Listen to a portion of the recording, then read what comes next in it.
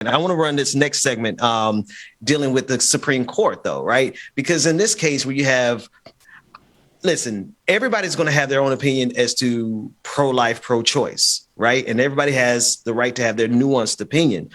But there's a lot of circumstances where y'all shouldn't be bringing babies into this planet. I'm just going to keep it 100. And now we're in a situation where the Supreme Court is actively doing what they can. We're going to see, I believe, a pushback, a repeal of Roe versus Wade in a couple of weeks here. So this first clip is Chief Justice Roberts suggesting a limit of 15 weeks on abortions. And we're not just talking about one state. We saw Texas do what they did, right? When we're talking about the Supreme Court, we're talking about them having the impact on the entire nation, controlling a woman's right to choose and have the autonomy to determine whether or not she's going to bring a child into this world, all things considered. Well, let's take a look at this clip. I'd like to focus on the 15-week ban because that's not a dramatic departure from viability. It is the standard that the vast majority of other countries have. When you get to the viability standard, we share that standard with the People's Republic of China and North Korea. And I don't think you have to be in favor of looking to international law to set our constitutional standards to be concerned if those are share that particular time period.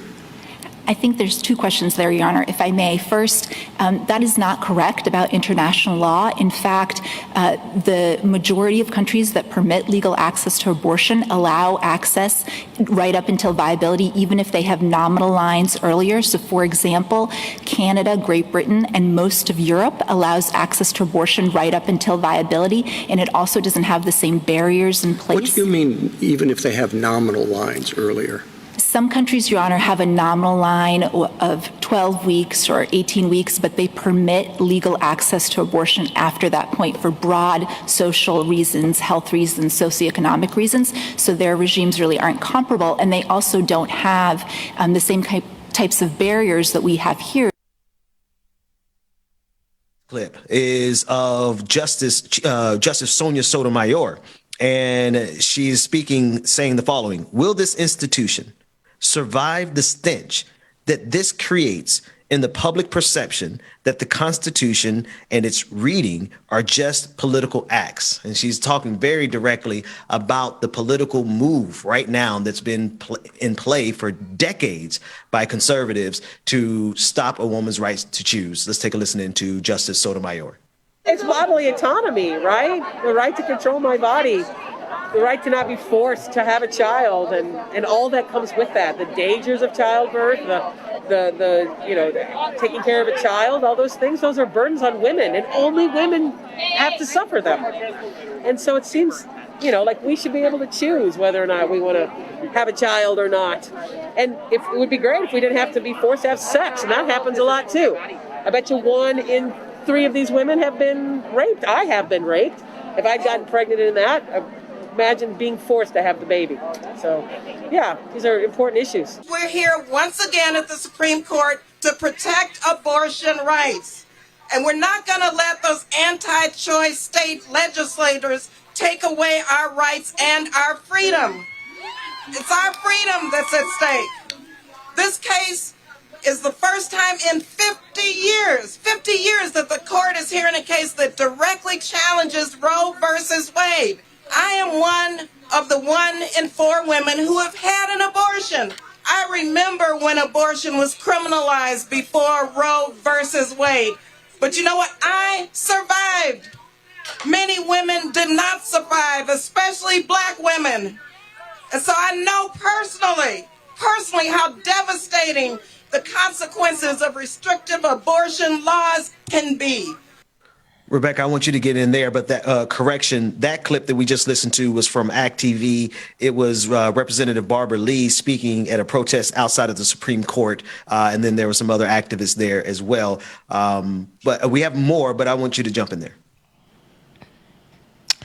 Really, all I have to say about this is just I don't know why we're still here fighting over our own bodies and what we can do and what we can't do with them.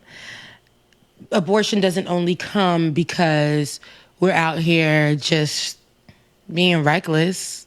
There's a lot of reasons why people have abortions. Can't know that we can't afford to take care of the kid. Know that we're not in a place to have a child. Know that we're not ready to have a child. Rape. Know that if we go long term or full term with the pregnancy, this may take our lives. There's so many different reasons, but when people hear abortion, the ultimate that they think of is that you are taking a life. And she said something, and I was looking around, especially at these types of rallies, and I usually see in these abortion advocate rallies or in these types of things, like I'll see them in the front protesting in the front of Planned Parenthood, right? And they'll be there with all their signs, and they're usually mostly white. But we are a part of the struggle too. But I say this because when people are talking about protecting this, we only see the images through media when they're white women, but Black women are going through this every day, and we know this. And at times they don't even have the capabilities to go into somewhere and ask to have these, I need an abortion, or can I be checked out for these such and such reasons or whatever. They're a part of the conversation too. They're a part of the fight, especially the Black women. And I think that, this affects us as a whole. But when we have these conversations, people don't be ready for that. They don't be ready to hear that from people like me to say, hey, I too have been a part of, I've been somebody who got an abortion for my own, reasons. And people don't be ready to hear that conversation. My views too, after abortion, have changed from what they used to be. And they've also, it's just like, it's so many different things, but I understand why people get abortions now. But I also understand, why people would want to keep the baby but can't because they ain't got money to take care of the baby. That's it. They ain't got money to take care of the baby. And then they'll tell you, hey, you better keep that baby because this is what law is telling you to do, essentially. And, you better keep that child. And when you do have the child, who's helping you with the kid? Now they got you on these programs that are limited, and you got to be on these programs with asterisks. Like, here, you can have this, but you got to live in this type of environment. Now you're raising a child in a type of environment that you didn't even choose to. If you were raped, there's a reminder of your rape when they're forcing you to have this baby. The pain that you have to go through. If there's health issues, they're trying to save, all these dollars is going into trying to get you to have this baby, money that you ain't probably got. And, you end up possibly losing your life.